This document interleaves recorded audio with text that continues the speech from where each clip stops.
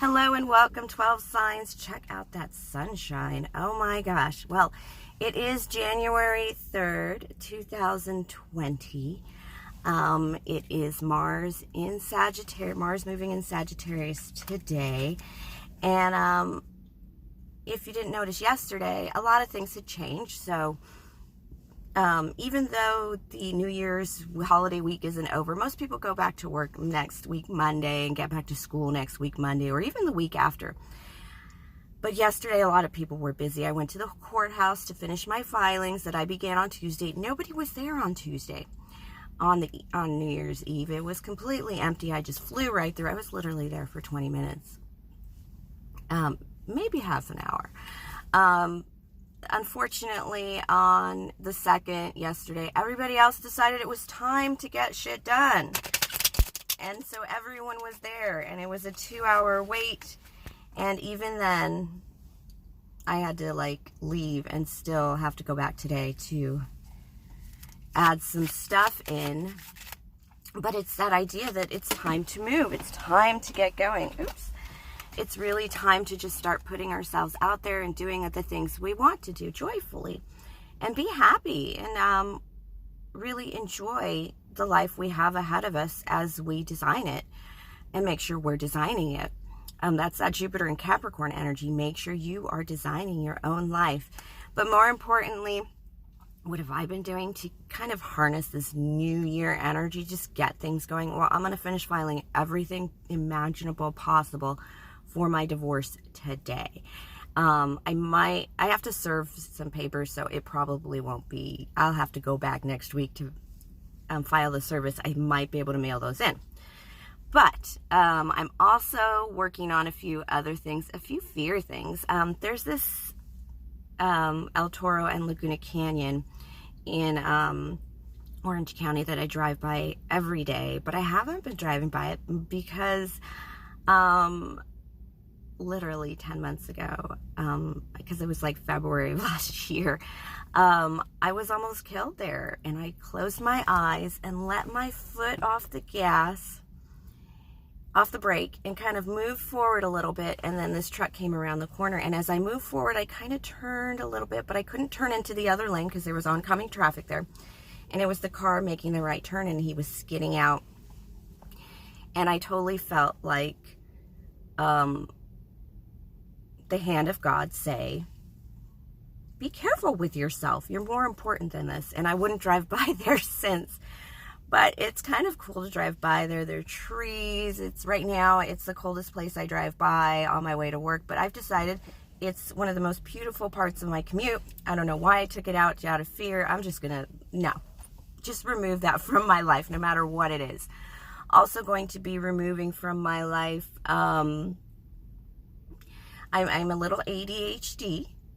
I'm an empath. Empaths, you think they talk a lot to the people they love, but remember they are kind of withholding. We're kind of withholding as well for our own protection, which does mean a lot of those conversations that we have outside, we've had about 50 more of them inside our heads, and which I think is very human anyway. But it's doubly when you're an empath, and it just seems like I need to start having conversations to prepare myself for things I'm either afraid of or nervous about more, such as, when I get up in the morning, remember that manifestation and momentum make things happen. So the momentum and manifestation begin in our hearts, our minds, our meditations. And then when you sit down to do the work, you're not, oh my God, I'm totally scared of this work. Sometimes those meditations even involve, which box am I going to check? Okay, I've decided on checking that box next time I sit down with this paperwork kind of thing. I did struggle with it. So I'm just going to ask Spirit. Let's just ask Spirit, what do we need to know? They just have me dropping cards like crazy already. I don't know. This deck and I are good friends, though, so that's probably why. This sunshine is so good. And it's only 40-something degrees here in Orange County, South County right now, but it's so beautiful. We still have our sunshine, and I'm enjoying it. I'm just enjoying being part of this world. Very aerial, I know. The Magician, manifesting. What are you manifesting right now? We are all manifesting right now. I really feel the energy of, like I said, when I went to the courthouse on Tuesday, everybody was dead. Nobody was there. Everybody was like, I can't wait to leave. And I was like, well, I've already left work, but I can't wait to you leave too. But wait, let's finish my work first. And when I showed up on yesterday, it was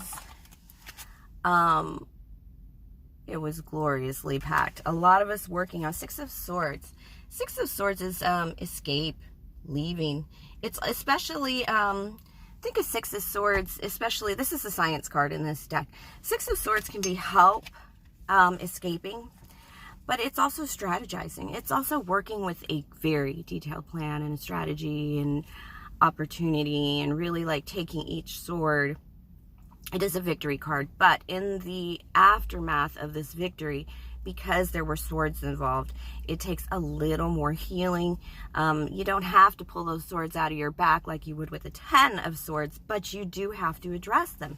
You do have to strategize, plan ahead. If you're not strategizing and planning ahead and you're manifesting, what are you manifesting? Unless you are living in complete bliss and joy on a regular basis, you have to pay attention to what you're manifesting with your words, your actions. Just what you watch on TV can really bring you down. I mean, there's a lot going on in the world that's really tough right now. Ooh, 2 sixes, 6 of wands. A fiery, passionate victory. This is important because this is not the kind of victory you get with the 6 of swords.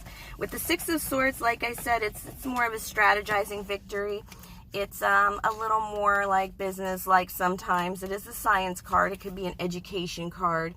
It's like getting things moving, the details moving, all of these spokes moving. But 6 of wands is victory. Look at her climbing to the mountaintop. It's a public victory. It's not the kind of work that you do and then nobody will ever know that you broke a world record in jump roping because you didn't record it and you didn't ask to record it and you just don't care. It's just something you kind of like hang on to in your heart, but you don't care. That's a different kind of victory. That's a successful victory. It's something you strategize, something you work through. But 6 of wands victory is bigger. It's like people see it. People notice you. People know you're manifesting. You very often, the 6 of wands claims in my life, being a light worker, being somebody who wants to open up and discuss, you know, the world of energy with everyone and discuss things outside of religion with everyone. People are going to know. People aren't going to be able to not see that the work you're doing, the manifesting you're doing, the strategizing you're doing, you can't hide the fact that you are going to be a light among the darkness. You are going to be, you know, don't hide your light under that bushel basket because, well, first of all, 6 of wands is a fire card in this victory. Meaning if you try and hide that light under a bushel basket, you'll burn the shit down. So don't hide your light. Don't, it's very much enjoy this. You're going to get a public victory. You're going to get some public recognition. The King of Cups. This is because we're moving with love. Moving with love. I do like this card a lot in the general readings just because there is, when you are manifesting, when you are pulling these victories, you're going to attract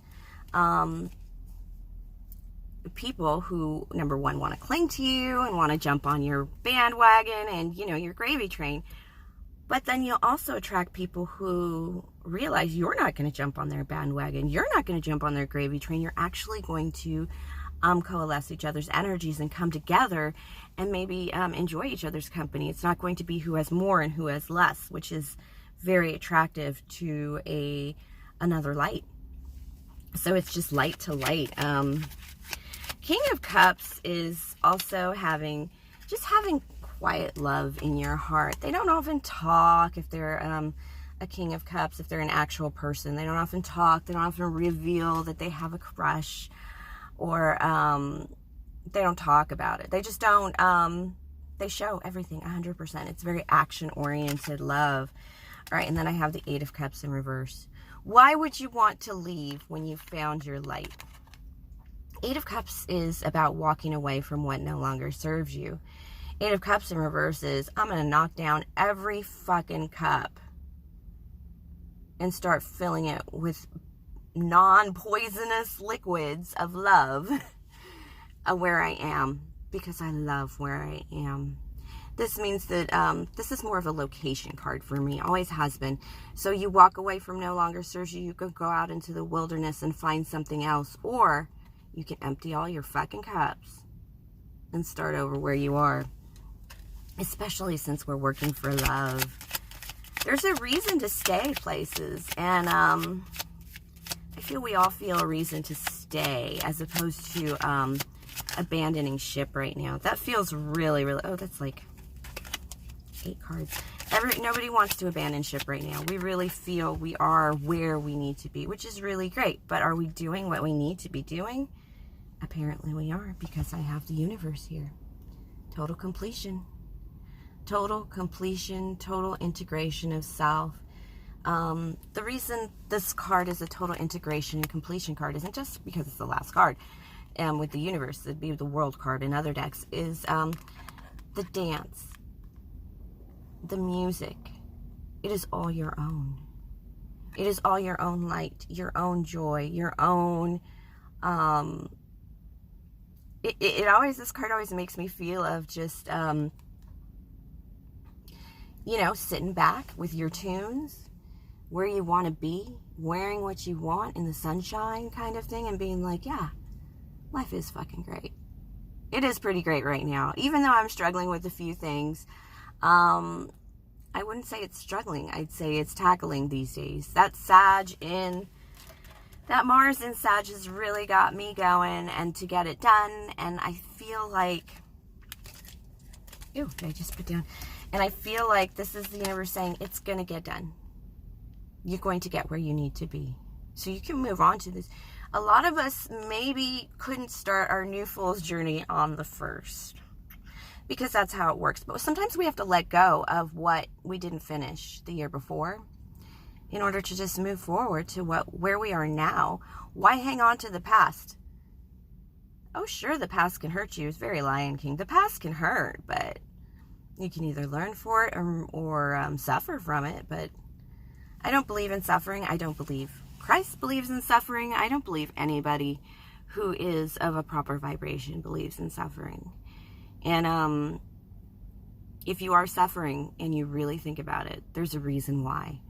And even though I'm going through the shit right now, I really am not suffering.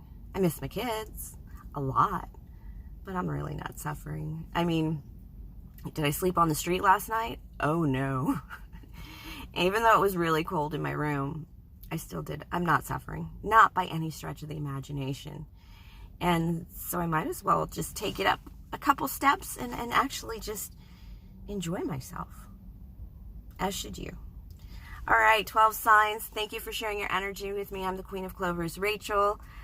Please like, subscribe, share, comment, tip or donate if the spirit moves you. And of course, have a wonderful day and a wonderful weekend coming up. If you feel that need to move, just get moving. If you haven't, maybe you do need to do some pre-work to get yourself a little less scared about taking those first steps when you actually get to that, you know, the starting line.